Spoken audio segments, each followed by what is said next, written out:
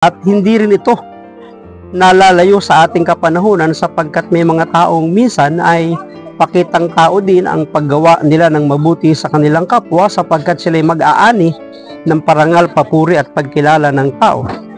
Hi, hello! Isang magandang umaga, tanghali, hapon, gabi sa inyong lahat. Anong oras man po ninyo napapanood ang video ito, tayo po muli ay tutunghay ng ating pagbasa para naman sa araw po ng Miyerkules, June 19, 2024. Hahanguin po natin ang mabuting balita sa Ebanghelyo ni San Mateo, Kabanatang 6, mga talatang 1 hanggang 6, tatalo ng 16 hanggang 18. Noong panahong iyon, sinabi ni Jesus sa kanyang mga alagad, "Pag-ingatan ninyo na huwag maging pakitang tao lamang ang paggawa ninyo ng mabuti. Kapag ganyan ang ginawa ninyo, wala kayong matatamong gantimpala buhat sa inyong amang nasa langit. Kaya nga kapag naglilimos ka, huwag mo nang ipagkamaingay ito, katulad ng ginagawa ng mga mapagpaimbabaw doon sa sinagoga at sa mga lansangan.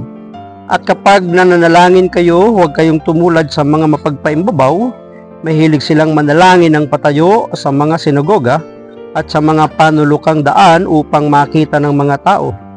Kapag nag-aayuno kayo, huwag kayong magbuhakang malungkot tulad ng mga mapagpaimbabaw.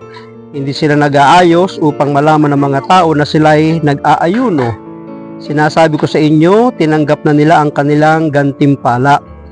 Ang iyong amang hindi mo nakikita, ang siya lamang makakaalam nito. Siya na nakakakita ng kabutihang ginagawa mo ng lihim, ang gaganti sa iyo." Pagpalain po ng Diyos ang pagkabasa ng kanya pong mabuting balita. Ang reflection or pagsasadiwa ay hangin po natin sa Aklat ng Simbahay taong 2024. Pag-ingatan ninyo na huwag maging pakitang tao lamang ang paggawa ninyo ng mabuti.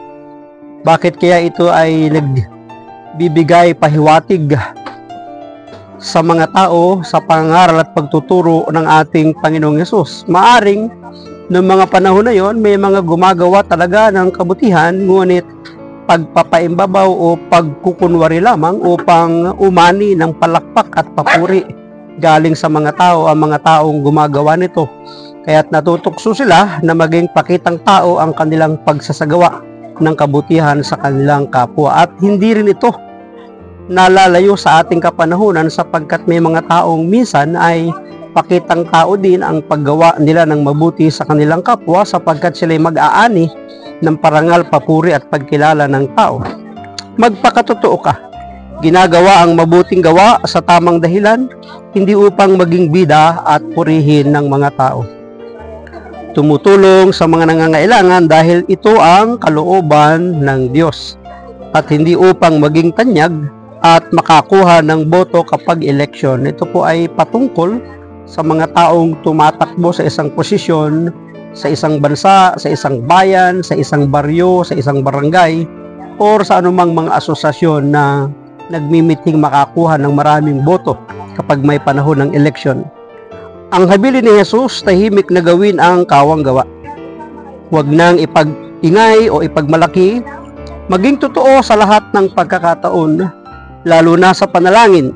Gawin ang pag-aayuno para sa Diyos at hindi upang ipakitang mabait at malapit sa Kanya. Artista lang ang umaarte dahil ito ang kanilang hanap buhay. Hindi naman talaga tayo artista eh. Artista kasi hanap buhay nga nila kaya sila umaarte, di ba? Alam ng lahat ng nanonood na hindi totoo ang pag-arte. Hindi naman pelikula ang mundo. Ang lahat ng pagtulong, panalangin at pag-aayuno sa harap ng audience ay arte lang. Ang palakpak ng mundo ay sapat ng kabayaran. So natumbasan na yung kanyang ginawa sapagkat ito'y pakitang tao. Ngunit kung ang kanyang paggawa ng mabuti ay dahil sa ito'y pagsunod sa utos at kalooban ng Diyos, tiyak gagantihin siya ng ating Diyos na may kapal. Pero kung ang mga ito ay ginagawa sa kamalayang nakikita ng Diyos, ang lahat ginagawa ito para sa Diyos lamang. Kaya tatandaan po natin, ang paggawa natin ng mabuti sa ating kapwa hindi lalilingid sa Diyos at hindi man tayo magantihan ng mga taong ginawa natin ng mabuti, ang Diyos ang siyang gaganti at higit pa sa atin pong inaasahan, higit pa sa iyong inaasahan, higit pa sa naitulong at naiabot mo sa iyong kapwa. tutumbasan niya ng ating Panginoon. Maraming salamat at pagpalain po tayo ng ating Panginoon. Ang akin lamang palaging sambit, I love you with the love of the Lord. Bye-bye and bye-bye.